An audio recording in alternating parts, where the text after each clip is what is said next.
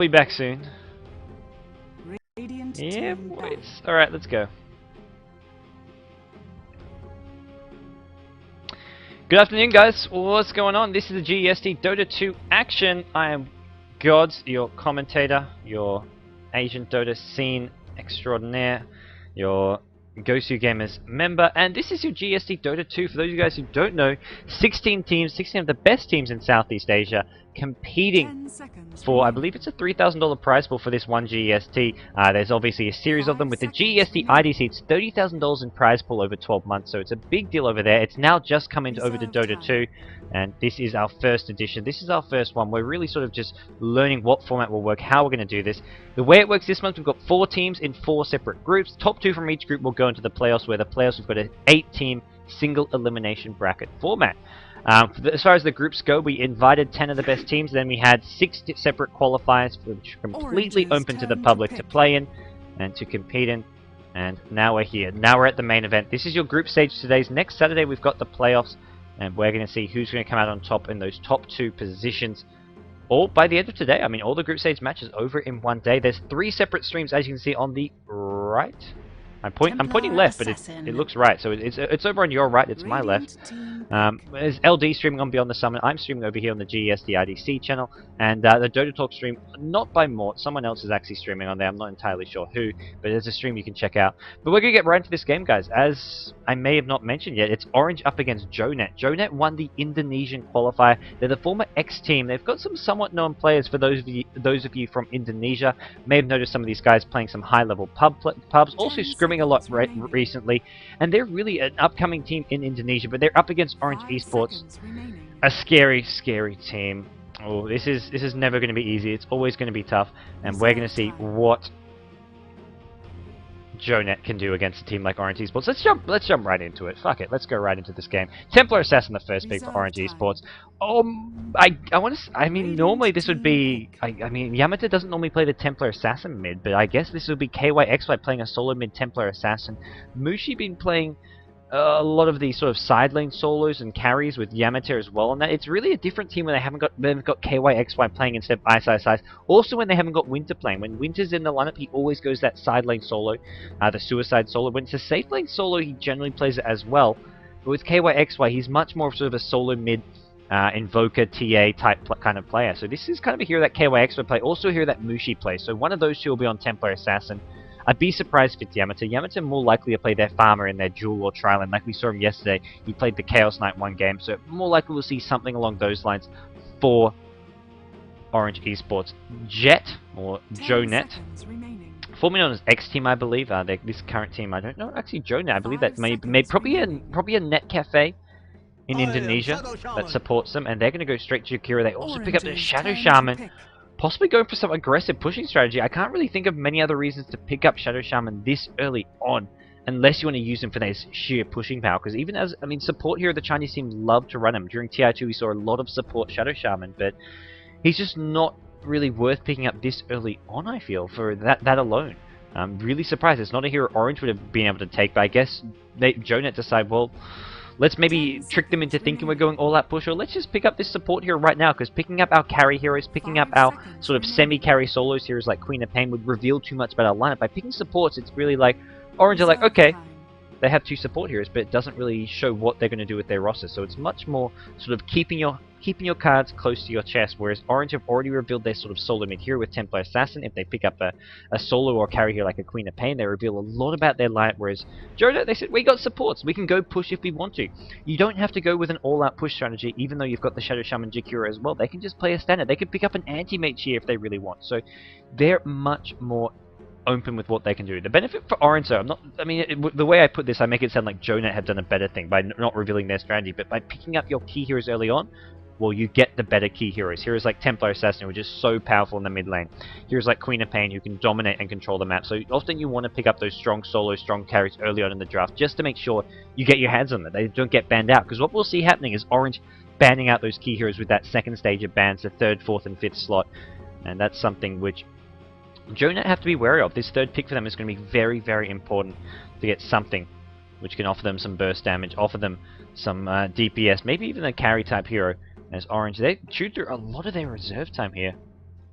No one's disconnected. No, need to check that. But it looks like 10 seconds of reserve time is actually left for Extinct. I mean, this is getting close to like random heroes. They go for a Sanking, and this I think Extinct is something like, oh, we got to decide. No more extra time left. Sanking, Bounty Hunter. It is. Neither team with any reserve time. Whoa, it looks like GoDz chewed through all theirs as well at some point during the draft. I'm a bit surprised by this. We're going to see some rush pick coming up with his last few picks. Bounty Hunter likely to be the off-lane hero. Maybe KYXY and Bounty Hunter with Mushi on the solo mid TA. KYXY did play a Darkseer yesterday against IG. And I feel Bounty Hunter is a hero in the offlane, which he's probably even more happy with than a hero like Darkseer. His laning was great with Darkseer, but his mid to late game decision making on a utility hero like Darkseer wasn't always as precise and well executed as you'd hope. But it's Bounty Hunter, a much more hero that suits his kind of playstyle. Slider going to be the response from Jet. I'm going to keep calling him Jet. Much like the artist, and this is interesting picks. This is not the kind of standard picks we've been seeing from most teams at the high level of play, but this is kind of why I love seeing new upcoming teams who are making a splash in the competitive scene, like GoDz here. They pick up different heroes, they go for a different style of play. With that said, Orange did pick Slater in their game 2 against IG yesterday, but I mean, you've got the amp damage to deal with both Templar Assassin and Bounty Hunter. You can get vision of them, and it's, I mean, a strong initiator, a tanky hero to have as well. So I really like the decision to pick up Slater here. They can't get the Bounty Hunter for the track. Slater is going to be their next best option here. And they need to be able to keep track of heroes like Bounty Hunter, Templar Assassin, because with those squishy supports of Jakiro Shadow Shaman, who can get jumped on by a blinking TA, who can have Bounty Hunter just come at them, get the track on them, provide vision of them. If you have vision of them, they'll drop very easily with a track, and not to mention Bounty Hunter just so good at getting in, getting out fast, and that's something which those squishy supports have to be careful of. So Slater's a great hero to protect them with. As for those of you wondering, GoDz are a Indonesian team here.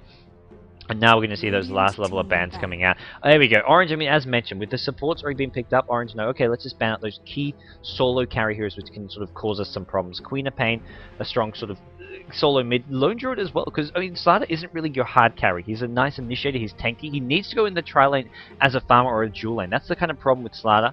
Generally, you want to put him with those supports, which means your solo heroes have to be your carries. So that's what Orange are kind of banning out here. The solo mid Queen of Pain, which can be played as sort of a strong carry hero. Lone Druid, another option. GoDz, they're banning out this, at least for the most part, support. Sanking could quite likely be one of the Orange supports here, but they're going to ban out the Chen of Extinct, which he plays so damn freaking well. They ban out the Undying as well, something IG did as well on a couple occasions. Yes, both games, in Game 1 and Game 2 against Orange, they banned out Undying in the second stage. So it looks like a hero that teams are starting to fear. Leshrac as well gets banned out. Smart ban because it does offer a lot of pushing power as well as being a strong support. A hero that Na'Vi love to throw on Arsat as a support. It's just a very versatile support hero. Offers so much. Forces Orange into a winner. Potential solo hero or potential, farmer can do so much with this hero. And it can, this to me, we may be seeing Orange go trialing with the Sand King, Winner, and one more. Winner can be played as that farmer. Bounty Hunter and Templar Assassin offer enough damage as it is. So, I feel that GoDz have to be careful. This strong trialing from Orange may be something they go in the offensive trialing with. They could send towards the bottom lane where GoDz are going to have the Slater with the range harass from the Windrunner. You've got the AoE stun, the Sand King, maybe another range support. They could really put a lot of pressure on the Slater, prevent him from getting any farm, any levels. And then they have the Bounty Hunter, who's going to be pretty happy if he's in a 1v1 matchup. Puck going to be the 4th pick coming out from GoDz, and if Orange are expecting Puck to go into that offlane, Bounty Hunter actually does very well in a 1v1 matchup against the Puck. He's got good last hitting, just needs to get maybe some early Tranquil Boots, or just get the Stout Shield. Crystal Maiden for Orange, and with that, there's your strong range support. This really looks like Orange will go offensive tri-lane. Send CM, Sand King, and Windrunner to the bottom lane. Go up against the Slater. Bounty Hunter goes top against Puck. TA goes mid against whoever's going to be there. So I feel for GoDz, they have to really be afraid of this tri-lane, this offensive tri-lane. It could go safe lane, but I don't feel any reason for Orange to pick up a CM if they're just going to go for a safe tri-lane against the Puck. If they're going to have CM, Sand King, Windrunner in a safe tri-lane against a solo Puck, it just seems a bit unnecessary, a bit silly. And it's not as if they can run a dual lane. You have CM Windrunner to help keep the Puck out of lane, and have Sand King help the other lane. You don't want a dual lane anywhere else. You don't want Sand King. He doesn't need to support Bounty Hunter, he doesn't need to support TA. This is a pure tri-lane, and it almost has to go offensive here with Orange having picked that up. So, well, Shadow Fiend, the last pick. This is going to be the carry of choice for GoDz, and this is definitely going to be a hero who has to really step up this game and have a big impact, get a lot of farm, and really play well. I feel GoDz want to get off to a good early start, take down some towers where possible with the Shadow Shaman, And it is going to be a Shadow Shaman support by the looks of things, so this is an important hero, even though he's in the support role. You've got the Shadow Fiend quite likely going to be solo mid. We saw the safe lane Shadow Fiend of Shaitan last game go about 20 kills with a Divine Rapier by the end of things against iZone, but this is spelling out to be a solo mid Shadow Fiend, and against Templar Assassin Shadow Fiend, he struggles. He does not do all that well. Templar Assassin with such easy last hitting with the Refraction, and once TA hits level 6 with the traps, well, Shadow Fiend can find himself in a lot of trouble. So, we're going to see just how they want to do this. What is going to be on whose hands? And it is going to be Orange's Extinct, the Captain, the Giraffe, playing the Crystal Maiden. We've got Ice playing the support Sand King, KYXY on Bounty Hunter, quite likely being in the side lane solo. Yamate playing the Windrunner, I'm guessing as a tri-lane farmer. I don't think we're going to see Bounty Hunter with the supports, and Mushi playing the Templar Assassin, unless it's going to be Mushi in the safe lane with... Could be Mushi safe lane with Windrunner middle, but I just feel that's not how Orange want to play this. They don't want to send... I mean, Windrunner... Yamate's played a lot of solo mid Windrunner in the past, especially leading up to TI2, who was playing it quite regularly. I just feel the safe lane for Mushi as a Templar Assassin is just a farming role. Templar Assassin isn't meant to be played as a carry, as a farmer. He's more likely to be in the mid lane.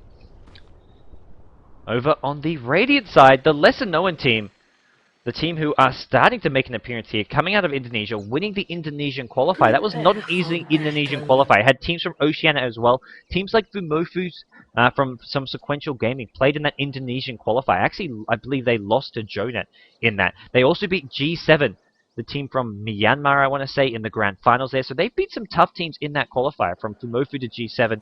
They've really earned this. They've got Don Juan playing the Shadow Fiend. You've got CL playing the Slaughter, Fate on the Shadow Shaman, Black Diamond on the Jakira, and finally Dummy Nation playing the Puck. And it really, yeah, Shadow Fiend going to be soloing mid. He's going for a fast eco build with this fast bottle. You've got the safe lane Slaughter with 2 gauntlets of strength, maybe going to look a bit play very aggressive, get up a fast earn for his team, and here we go. Orange get themselves found. 5-man roam from Jet. They want this early kill on Ice. They're going to get it. Great rotation bottom coming out from Jet. They get the early kill. It's going to be Orange quickly getting on the back foot. Such a strong level 1 team fight coming out from Jonet. With the Ice Path, the AoE from that. You got the Shackles, you've got the AoE stun from the Slaughter. Puck using it, opting to go for the AWP here, and Shadow Fiend, he gets himself just the assist here, but that's going to be quite a happy start for Jonet. They get the early lane ward, and that's something they expected this offensive tri-lane, and they said, okay, let's bring 5 heroes bottom. If they're going offensive tri-lane, it's crucial you block the pull with an offensive tri-lane, but if there's 5 heroes waiting there, Jonet predicted that well, dealt with the situation, and prevented them from getting those wards down. So really smart play, I feel, coming up from Jonet right off the bat here. As I'll just quickly, 2 seconds guys, as I'll move the camera in a second, just making sure I'm not dropping frames. That's a good sign that my internet's holding up. I just saw 1 or 2 people saying there's a bit of stream lag, but hopefully there's nothing too bad here. As there we go. Oh, early sentry ward's actually from Ice. He's gonna, I believe, has he spotted the Observer Ward? Maybe not. Jakira and Shadow Shaman looking to poke their heads around. Down goes the Observer Ward, and they're gonna want to try de-ward this. They've got the sentries for it. It is in range, but they're gonna have to find it out. Right now, Fate hasn't really caught on as to the exact position of it just yet. Winner at bottom lane starts off with a double damage rune, and that's kind of what, I mean, the perfect kind of rune you want to have right off the bat. Slaughter quite happy to just give hits though to Windrunner. Ooh, Ice Path's going to land. Crush as well. Need to get this, need to get the Shackles off. Is it going to come? There's a Sand King there as well. He gets a stun on 2. Sand King needs to be careful. Shackle's going to go on him instead. Shadow Shaman does, oh, bit of miscommunication. No backup coming from Slaughter from the Jakiro. And yet now, in comes the Crystal Maiden, having de-warded the bottom rune. Yamato, look at all this damage being taken though. They've got Tangos here. Sand King has some, CM has some, but Yamato already chewing through a lot of his. He's done a bit of damage to this Slaughter, forced him to eat through some of his regen, but I feel so far, Jonah have had the better start here. If they can get the D-wards happening, they have to get this pool camp open. They haven't found it yet, and it looks like it may not be able to do so unless they bring a crew in to scout, or he uses his Tangos to scout out those positions, but so far, nothing has come. They haven't looked to get the D-ward off, and that's a big thing here. Yamato at bottom lane, they may look to go on this kill. Ice Path, they need a stun soon. He hasn't gone for Winner, he's gone for Power Shot first, no, second blood. So of course, they did get the first kill earlier on. Winner goes down again, and no Winner early on, making it hard for Yamato in this bottom lane. Jonet pick up their second kill here. Bit of misplay coming out from Yamato once again. Not helping his cause at the bottom lane.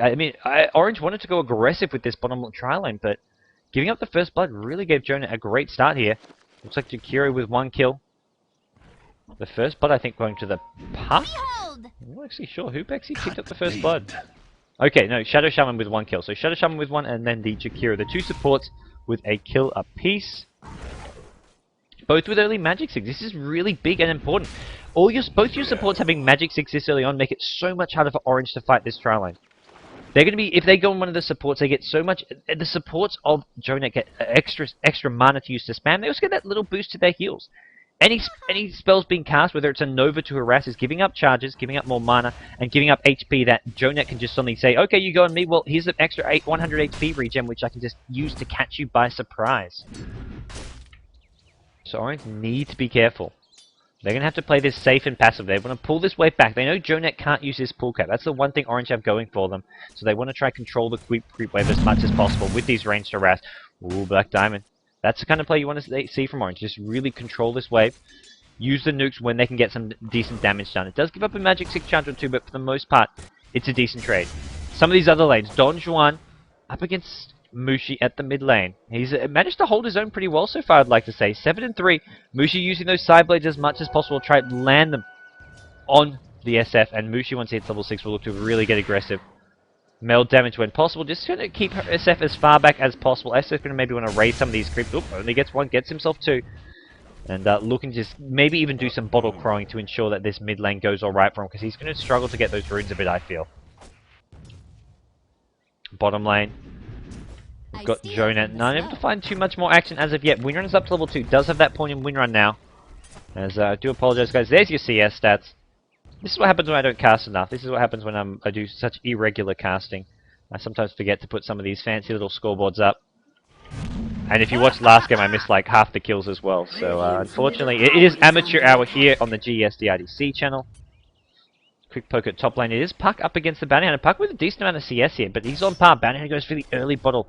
I like this choice. It's the most cost-effective form of mana and HP regen, more or less. You can go for the Soul Ring Tranquils. I mean, well, not really. You don't really want to go for that kind of build as a Bounty Hunter, but you can just get such good HP mana regen with the bottle. I mean, you have to get runes maybe to refill it, maybe you a bit of bottle crowing, but as just an item to use against a Puck, it means Bounty Hunter can be so aggressive, trading hits. He's got the Poor Man's Shield, and with this bottle coming out, he can maybe look to get even more aggressive, using that Janata when possible.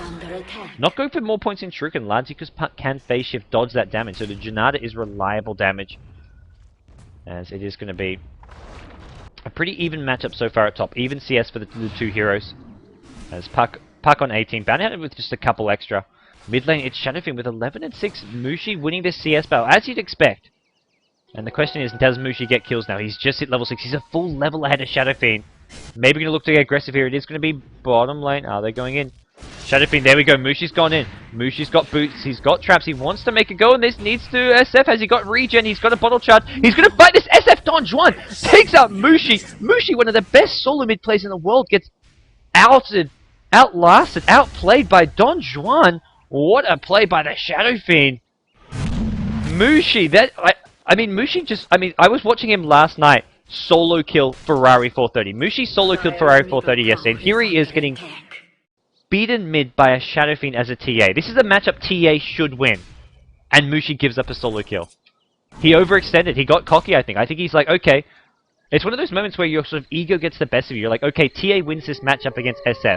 I'm also Mushi. Like, come on, this is a matchup. I should be getting kills on you. So he just sort of gets a bit too aggressive, a bit too cocky, and Don Juan just plays it perfectly. He has the tower on his side. He holds his ground. He uses his magic wand as well at the right time. And now Jonet looking to pick up themselves up some more kills. It's bottom lane as well. They picked up the Crystal Maiden. Maybe going to look to go into a second hero like the Sand King here. Ern is already up from the start. This is the aggressive trial I was speaking about. The two gauntlets allow them to be so aggressive.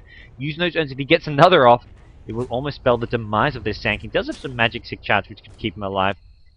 But a lot of aggression coming out at bottom lane so far.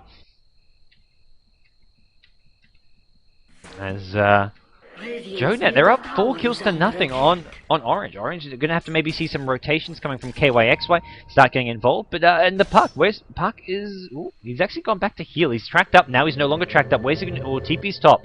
I thought he might want to TP either mid or bottom to try help out his team. If he picks up a dust, TP's mid, he can maybe get another kill on Mushi with help of Shadowfiend, who now has level 4 razors. And with that, he can just spam the creep wave, back off. Farm the small camps. There's so much SF can do to farm, and he's not in a huge amount of danger anymore if he just plays this as safe as possible. There's Shadow Shaman going to do some warding for his team as well, And Sankin gets spotted. The warding from GoDz, really spotting out the movement from Orange's support here is going to make it really hard for them to gank the Shadow Fiend if they want to. And make sure that Don Juan at this mid lane can have a pretty good time getting some farm. And bottom lane, Slada, Boots, Magic 6, all these Magic 6 from the support heroes at the bottom lane have really helped them stay on top, come out on top here at this bottom lane. And it's still 4-0 the way of GoDz. Orange are winning the CS battle. You've got 38 creeps for both Bounty Hunter and Linnea, the Templar Assassin. GoDz with just around the 25 mark on their 3 solos. So Orange, I mean, despite being down by 4 kills, there we go. Pretty even in terms of gold earned. Kind of what you'd expect when you're one team with the kills, the other with the XP. And here we go. Top lane. KYX, he's popped the magic stick. Is he going to turn this around? Oh, Shuriken does land. KYX needs to be careful. One more orb will be coming in soon. He's got mana in about 10 seconds. Probably a bit less. There's going to be an orb coming out from Puck. He wants to maybe get this kill.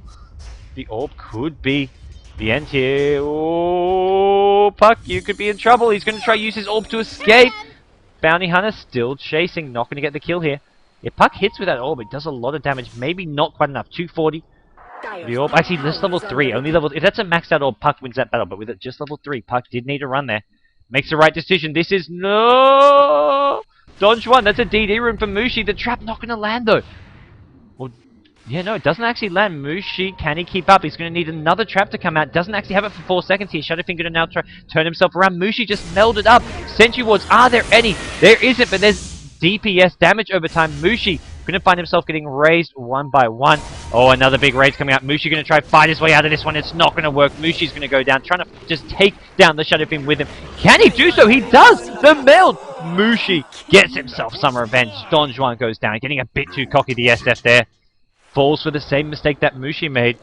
Big plays by Mushi to some extent. They're really getting too aggressive. He goes so deep there, Mushi. I don't know what he's thinking, but he does luckily get a kill out of it.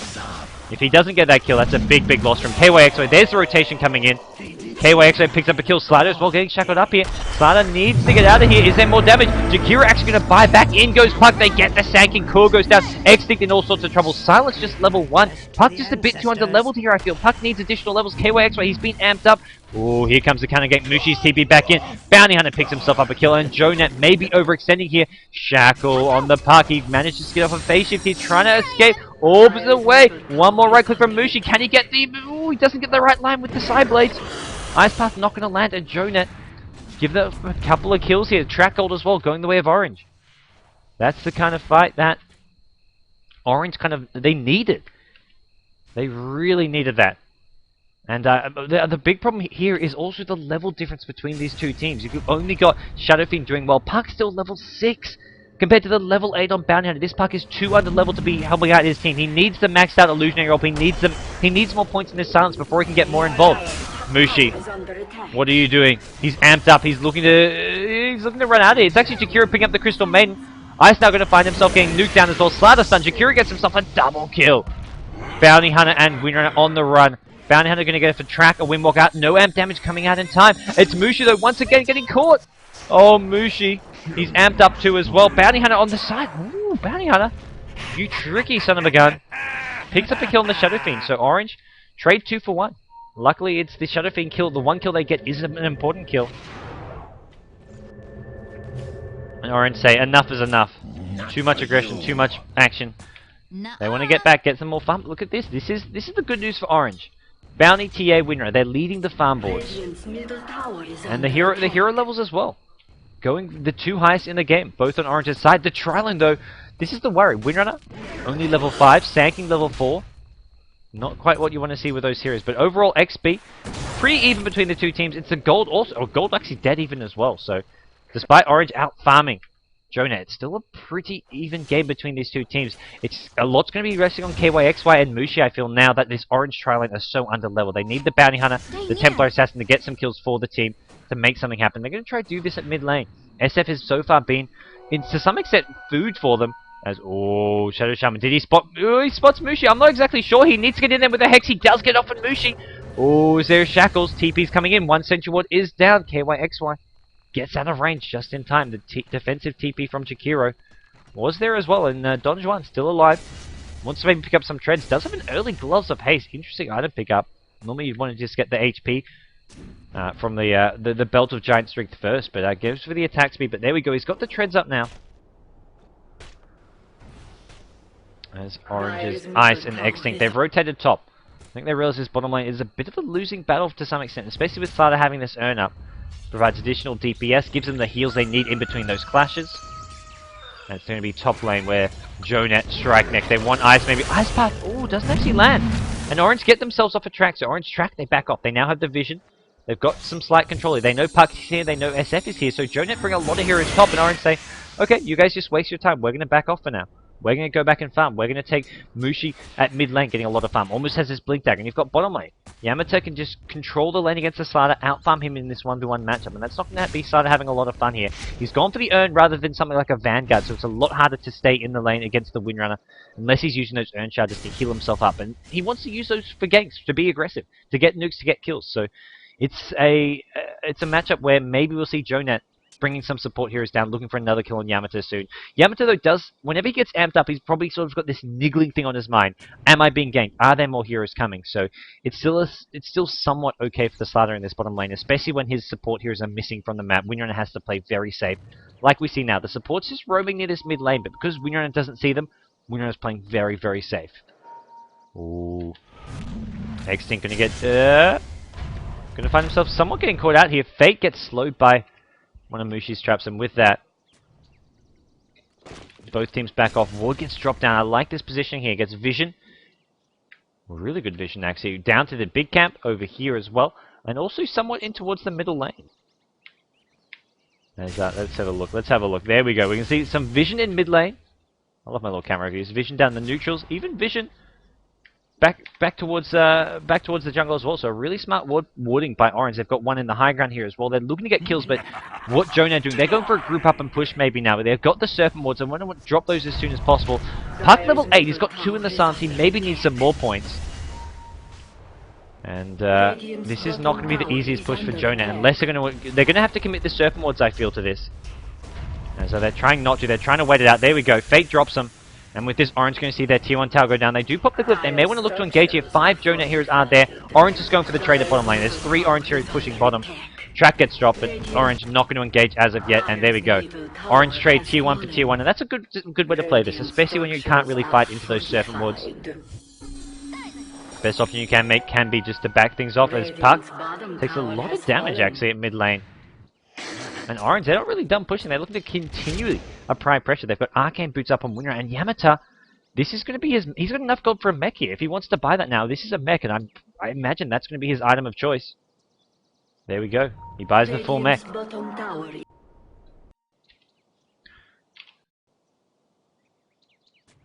And we're going to see... Top lane supports Shakiro. Shadow Shaman and with the Slada, their main carry. He's going for BKB, unless we're seeing something unorthodox like a Sanj, into a Sanj and Yasha, or Heaven's Halberd even for the evasion against the Bounty Hunter and Templar Assassin could be useful. And even the Disarm. Disarm against Templar Assassin. We're not going to see a super fast BKB. Could be a useful thing to have include in your arsenal. Oh, Sanking. Who's going to strike first? Hex or stun? It's a Sandstorm. Ice gets it off first. Ice Path is there though. Needs to get the Hex. He does do so. They need to nuke down Ice before he gets the stun off. They manage to do so. CM caught as well. Dreamcore gets used. So Orange, they've lost their 2 supports here. The good news is Dreamcore's being used. A lot of spells being used for Jet. Jonah, and here comes Mushi looking to do some damage. Oh, Mushi.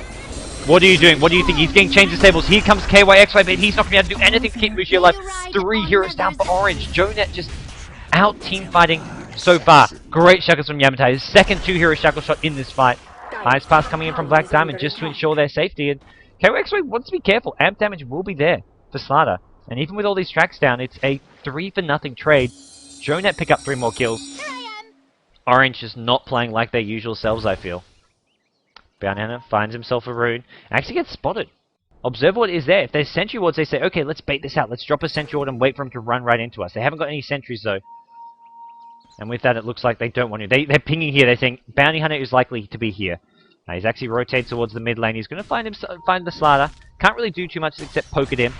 Gets off a track, backs off. Actually throws a Shuriken as well, so looking to harass as much as possible. Slada says, well, I've got plenty of HP. I can actually earn myself up. I can go towards the bottom lane. Jonet just going to spend some time farming. Get the next level of items up. Get this Slada to start building his BKB.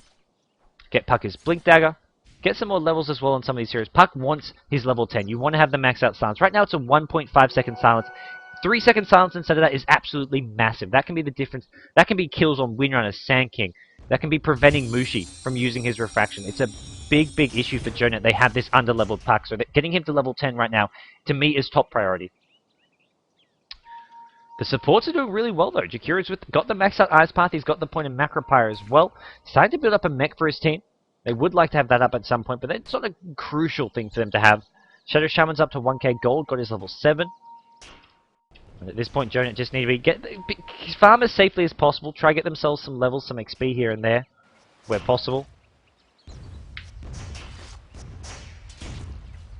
And GoDz just going to do just that. They're playing this safe, playing this somewhat passively. It's going to be Mushi at bottom lane, just farming up against his Shadow Fiend. Does have his Blink Dagger, but SF is not even afraid, even with the Blink Dagger on TA. He's pretty confident in his ability to survive this gank, and Shadow Shaman is there as well. Actually, going to look for a swing around. Is he going to go for this kill? Bounty Hunter finds a rune. Actually going to head back towards the mid lane. Ooh, no, he's on his way bottom. They're pinging. I think they know. I think they know it's coming. Is they going to drop a Sentry Ward? Yes, they do. He walks right into a Hex. They need to get a Shackle off too. He's still in the Sentry Ward range. There we go. SF going to finish him off with some raises. KYXY goes down. Don Juan picks up the kill. GoDz just playing so damn well. Their map awareness, they're just predicting the Bounty Hunter's movements really well. Have the Sentries, have the Dust. They get the kill. Mushi going to be forced to TP out of this one as Sentries and Dust are incoming. So are the supports. And GoDz up 12 kills to 4 now. This is not going too well for Orange Esports. Not by any means. Gem up on the Windrunner. Ooh, wow. That's aggressive. I mean, I don't know about aggressive. That's very ambitious. They want to really get map control up. Prevent GoDz from getting too many kills on them. But, I mean, Yamato's not really in a position where he can just roam around dewarding. He's still focusing a lot on getting farm. He's going to get amped up as well. So, they can really... I mean, they see what's going on. Amp damage will reveal the TP in. They know KYXY's here as well now. We may even see the Slider looking to get an amp damage off him before he windwalks. Doesn't manage to do so. They're just going to drop the wards and try to fight this under the tower. Need to be careful. Their creep wave isn't there. Yamato just going to take these wards up. Maybe GoDz decide to back up. I don't think they want to commit to this. The Serpent wards have been taken out, and with that, I don't think this is a fight they want to take. But there we go. It's going to be engagement. Sand King stunned too. This is what I'm talking about. They're going to get the big initiation coming in. Don Juan does go off an ultimate from the sideline, trying to keep his team in this fight, but it's already not gone too well for GoDz. They've lost 2. They've only killed a Crystal Main, and they've lost some key heroes. They're going to no longer have the Ice Path as well. Track goes on Slider. Shackle shot.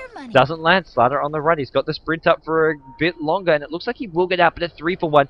That's really not a fight GoDz can take. Once the Serpent Wards gets killed, they have to back off. I mean, even before the Serpent Wards get killed, they had to back off. They overstayed their welcome. Shackle shots coming in from Yamata.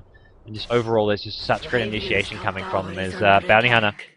Still looking to chase Slider just on his own here. Not really going to be a kill that he can actually logistically get, but it's top lane where Orange... Oh, they're still chasing. Shackle shot. Great play from Yamata. The stun from Ice. Actually, they've changed targets. SF2 taking, they decide one raise. Oh, the stun with a raise is enough for Winner. The gem on the ground. Where does it go? Who picks it up? It looks like it gets destroyed. Shadow Fiend, Jakiro. They want Mushi. Mushi goes down. GoDz peeling heroes one by one. KYXY gets away. I mean, good news for Orange is that they don't pick up the gem. I think they killed the gem, GoDz. Slider instantly says, let's kill this gem on the ground. I don't want anyone else picking it up. Bounty Hunter could have picked it up, run away with it. So just not taking any chances. Maybe in GoDz they've got plenty of sentries and dust, I imagine. Jakiro still with dust. They may even want to look to buy a gem of their own in just a second here. But Don Juan, the SF, picks up another tower. He's now got his BKB up. And well, this is not what Orange were expecting. They're like, okay, GoDz. These guys, I mean, maybe heard of them, maybe seen some of it, especially considering they're Orange, they play a lot of pub games. They would have versed these guys probably a bit in the high-level matchmaking in Dota 2.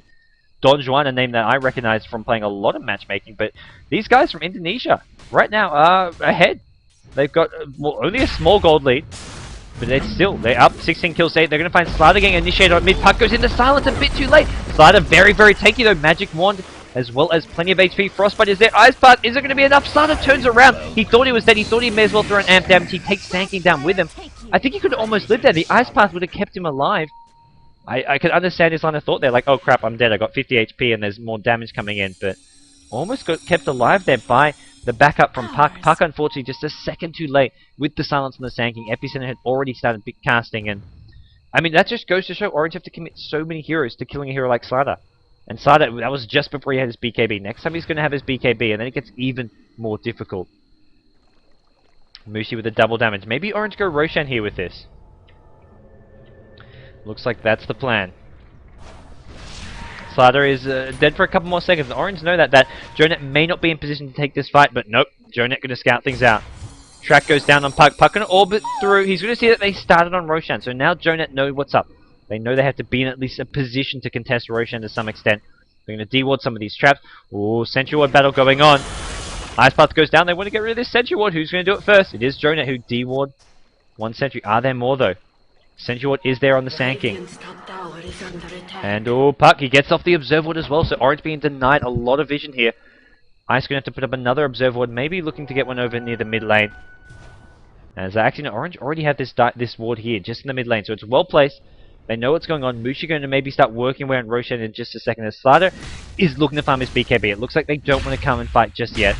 There we go, Mushi, his DD rune being popped. He's in the Roshan pit, but this is not going to be the fastest Roshan he'd like. And the thing is, though, I don't think they expect this. They see the other heroes, the supports, the other heroes on the map, and they're like, okay, they're not in Roshan anymore. But Mushi, he can't really solo Roshan. He's struggling. Meld damage actually doesn't land. He messes up the meld. Mushi just not playing like his usual self. Misses a meld on Roshan, taking a lot of damage versus Roshan. If he gets bashed a bit here, he's really not having a fun time. And the good news is Jonet don't realize that he's Roshing. That's the one redeeming factor here. In comes Ice to help him tank it. But really? Orange, I mean, they invested a lot of time into taking this Roshan. Mushi going to get given solo XP as well. They really wanted to get him that level 14. Sanking with the level 8. Side is in a good enough position now. The Radiant team going to say, oh crap, I thought we had that under control. What happened? But meanwhile, during that time, I mean, you've got SF starting to farm up his Manta Style. He's going to have his Yasha soon. Shadow Shaman with Arcane Boots. Jakiro is getting close to a mech. He's got his buckler up, and I believe he had a ring somewhere. Yeah, he's got a headdress. Just needs, oh, I think he just bought his mech. That's a mech. Jakiro has a mech, and with that, Jonet's team fight.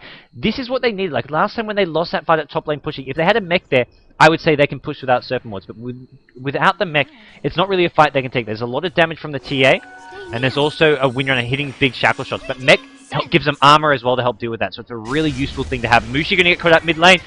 He is going to get dusted up, and Mushi, he's got an Aegis here, but I don't know if that's going to be enough here. His teammates are too far away. They've got sentries, and Mushi could die twice. Ice Path's going to prevent his blink out. Very good preemptive Ice Path coming from Black Diamond. Mushi dies twice.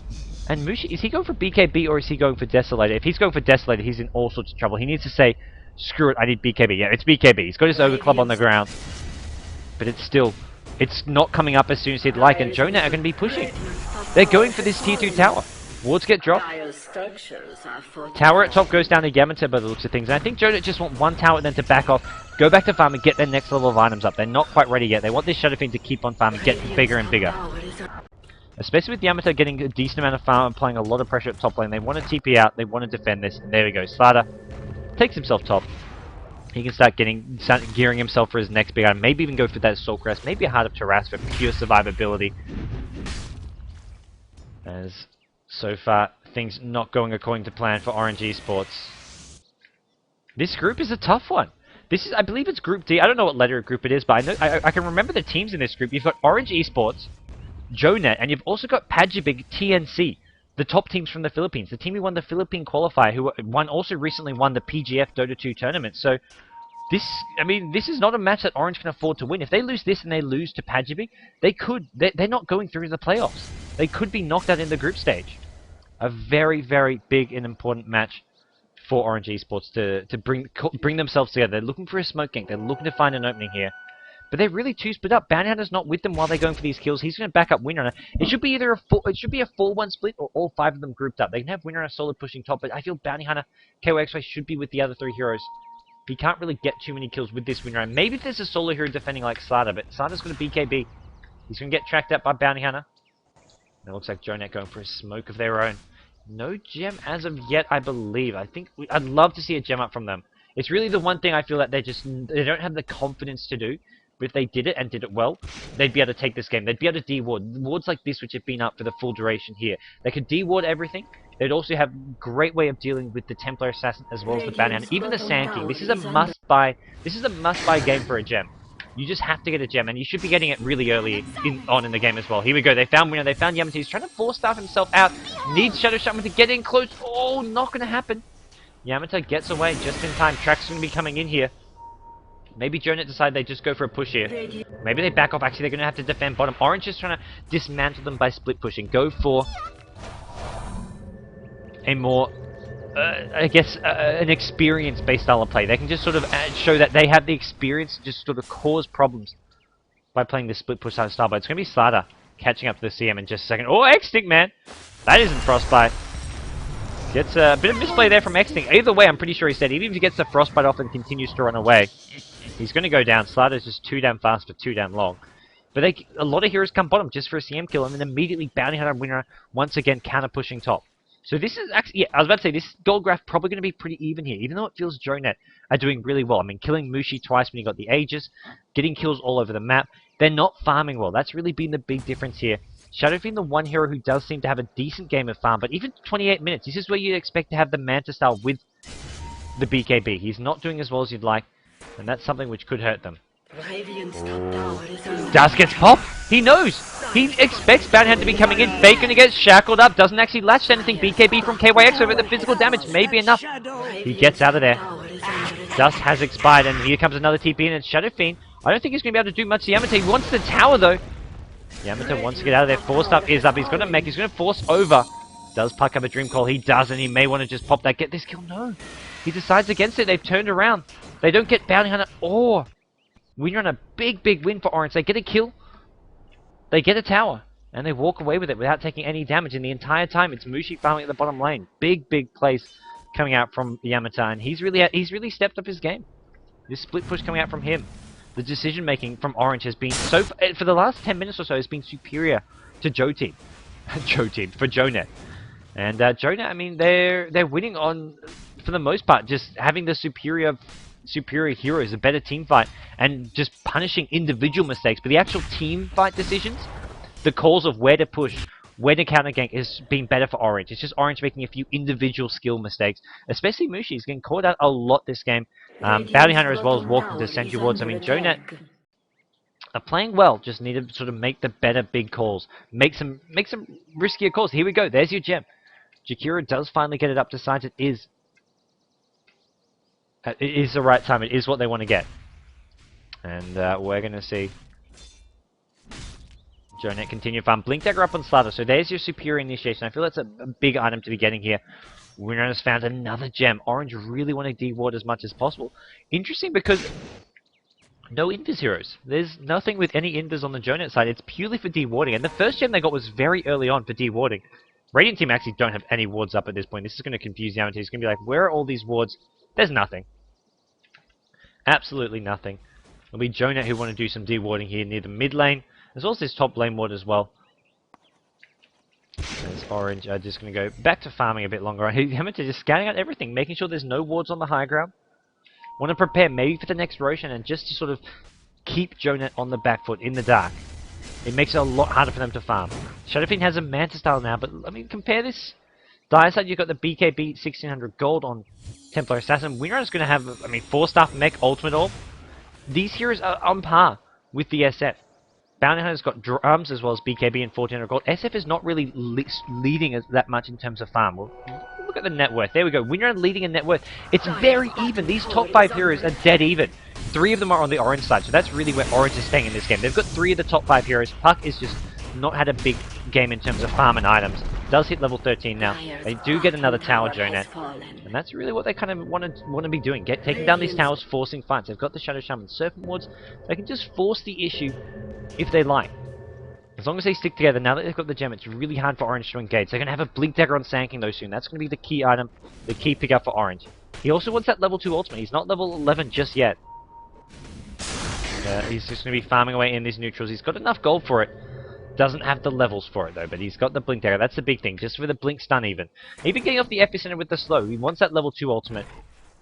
But even without it, he can still have a decent impact in these team fights. As there we go, more dewarding. Both teams playing very blind.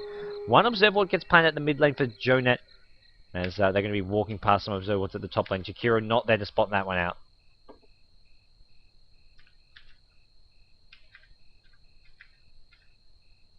And here we go. Bottom lane, GoDz. Don Juan, he's got his Manta style BKB, 1k gold on top of that. Needs another big item. He needs to be farming faster, I feel. He just hasn't really pulled ahead. He should be out farming a hero like TA. TA not really a great flash farmer. TA's actually really been shut down this game, but regardless, I mean, is actually got more last hits than the Shadow Fiend. The Shadow Fiend, he's only died twice as well. I mean, Mushi's got, what, 5, 6 deaths to his name? And he's still managed to just sort of farm so damn freaking well. So Shadow Fiend needs to start pulling ahead, needs to really get up some big items for his team.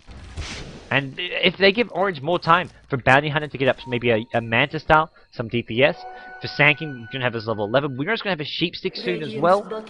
You've got CM building a BKB. Wow, big items are coming out from CM. And GoDz, they're just not in position to defend this at the time being. Puck, Slaughter at top. They're waiting for a hero to show. Oh, this is clever. I like this. GoDz only have 3 heroes bottom. Orange are going to maybe expect it to be 5 men there. And there we go, TP top. This is what GoDz are waiting for. GoDz are going to say, there we go. That's what we were waiting for. They were camping top, waiting for this to pick off, waiting for this kill. And they're going to find it. Blink, stun, followed up by an amp damage. There should be a silence as well. Mushi pops his BKB. Ooh, they pop the BKB and they get forced to run. I like GoDz, and they don't linger around. They know they can't overstay their welcome. Once BKB gets popped, Mushi had the refraction on. He blocked so much of that damage with the refraction. If he doesn't block that, the silence will prevent him from using the refraction, and the stun, with the coil, they should be able to kill him. But because he already has the refraction on, he manages to be just fine there. Hardly actually takes any damage. Does have to pop the BKB though. There we go, Shadow Fiend. Now he's starting to pull ahead. It was even for a while. Shadow Fiend is pulling ahead. Templar Assassin winner close behind, and Slaughter. That's really, I mean, a hero I mentioned, not a hard carry, but with his farm right now, with his items, he gets something like an Assault Crest for his team. He can really have a decent impact on this game. Oh, Ice gets caught out, amp damage as well. Slaughter just going to do some harassing. I like this though. He's buying time. I mean, he's just chipping away. He's being annoying. You get vision. It's much like the Bounty Hunter. You just want vision from it more than anything. If you've got track, you know what the other team are doing. And here we go. There's going to be Crystal Man getting caught out. It's Ice here. Going to get shackled down. And there's another kill going the way of GoDz. It gets picked up by the Shadow Fiend. Oh, KYX. Got to be careful. He's got BKB here. And Roshan is back up. That's the big thing here. Orange on that dire side are going to be in closer proximity to Roshan. So GoDz have to keep being aggressive, keep getting these kills, and also deal with this split push. Because if they have to TP bottom, TP top to defend this split push, suddenly Orange take an easy, uncontested Roshan.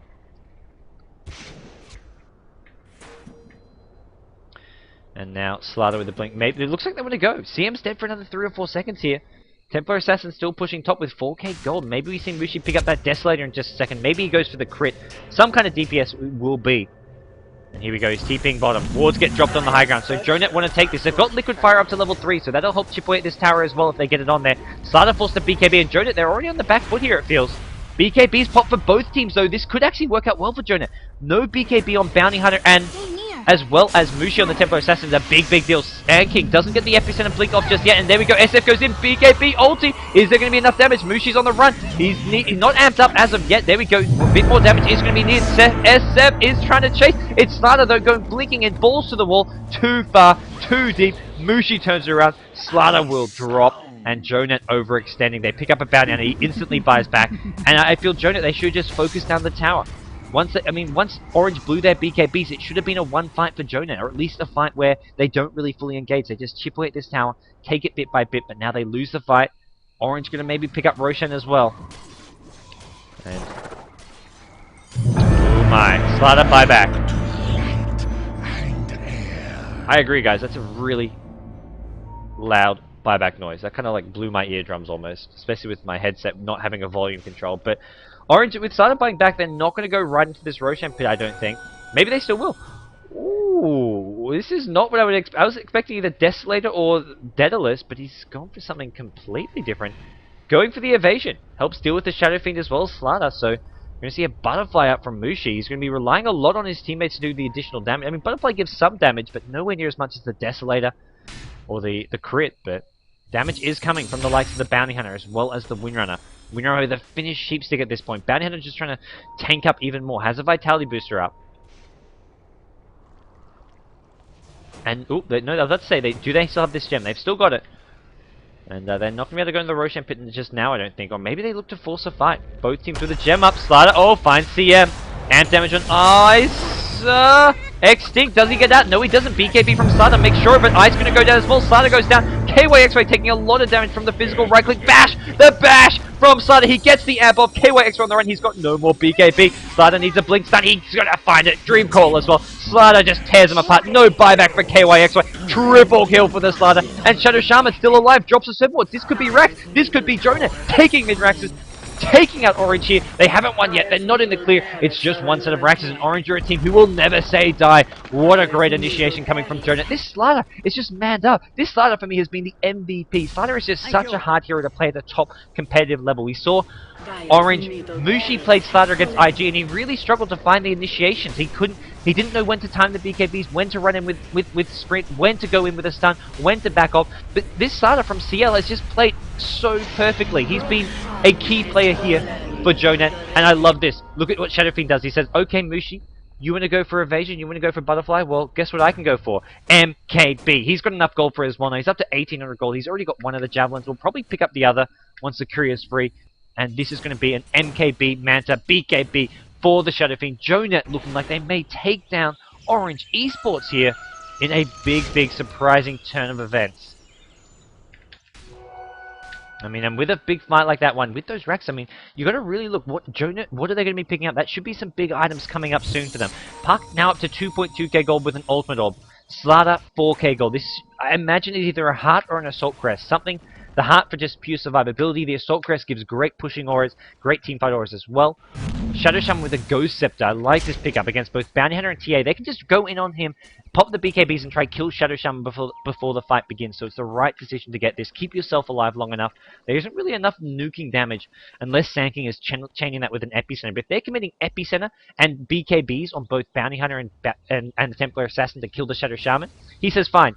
You can have me, but my team will clean you up because you've just thrown too much at me. So really smart decision to get those items. And oh, smoke in. They've gone on Mushi. They've found Mushi. Mushi going to get caught out. Can't pop the BKB just yet. Is he going to get the chance to? Doesn't do so. Bounty Hunter on the back. Good. He's looking for Shadow Shaman, but that's what I'm talking about. The Ghost Scepter there to keep him alive. Yamata goes over the sides here. Is there enough damage? There is. Shadow Shaman blinking with a Ether Shock. Takes out Windrunner, and now Jonet, they go mid again. They may look for another set of Raxes here. They've got the Serpent Wards. They've got the ability to just push and take another set of Raxes. It looks like they want to go bottom with Shadow Shaman TPing there, and no one's at top to counter push. That's what Orange... That's the one way Orange can maybe stop this push from happening. Having a hero at top, being able to counter push, but it's not there. Orange Esports in a bit of trouble here, I want to say, as Jonet going down this bottom lane. With 5, the lane is already pushed out, and Templar Assassin, no buyback. He finished off the butterfly, which doesn't help when you've got an MKB on Shadow Fiend. Windrunner, no buyback as well. Bought the full Sheepstick, and this is a 5v3 push, and the two key heroes I feel for Orange aren't up. Bounty Hunter, I mean, he's important, but the track is just a supplement for the other heroes. Supplements the TA, supplements the Windrunner. Gives vision, and gives the additional gold to your team whenever you get those kills. It's not a hero who can defend or do damage on his own. He really heavily relies on teammates who are dead. Sanking, gonna maybe try to line up an Epicenter, but there's nothing he can do, I feel, until teammates are alive. So Orange gonna find themselves down another Rax, another melee bags, possibly even 2. In goes Slider again. He's really just not afraid. He wants KYXY. He's trying to fight his way out of this one. There's the Sheepstick from Yamata. Slider, though, does have the Aegis, so even if he goes down, SF not taking any damage from the Epicenter. SF with the BKB. It's Mushi gonna go down. Wicked Stick, 2 for Shadow Fiend. And more importantly, the bottom Rax is just melting. Monster kill streak it is for Don Juan. They're going to lose Yamata once again. This looks like it could be all over in Orange's first round match in the GSD Dota 2 group stages. They do have 2 more to come against Pajibig and whichever other team is in their group. I can't exactly remember who. Maybe someone like Armageddon.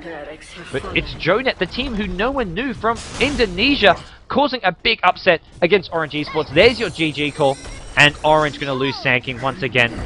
A huge surprise. I would never have expected. I knew Jonet were good. I've seen them play before.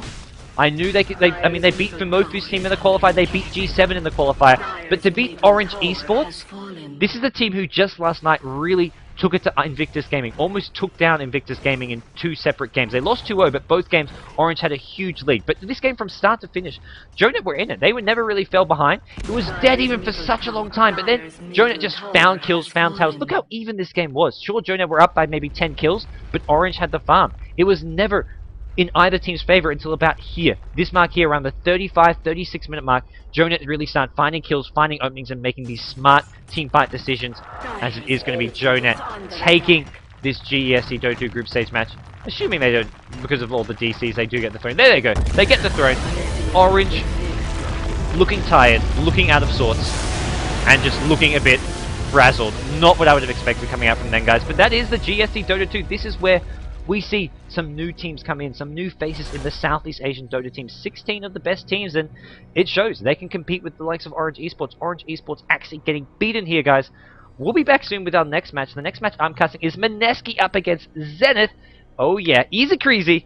It's going to be Mineski versus Zenith, and this is the match I was most looking forward to. I was like, okay, Orange versus GoDz, it'll be good, but Orange should win.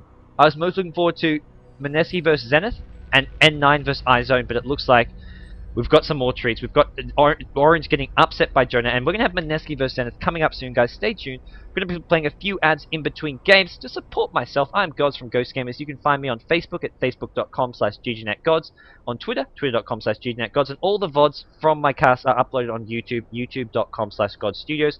I'll be playing a few ads. Thanks everyone who doesn't run ad blocker for supporting the stream and doing everything you can to support it. But this is the GSD Dota 2, and we'll be back live soon, guys. Stay tuned.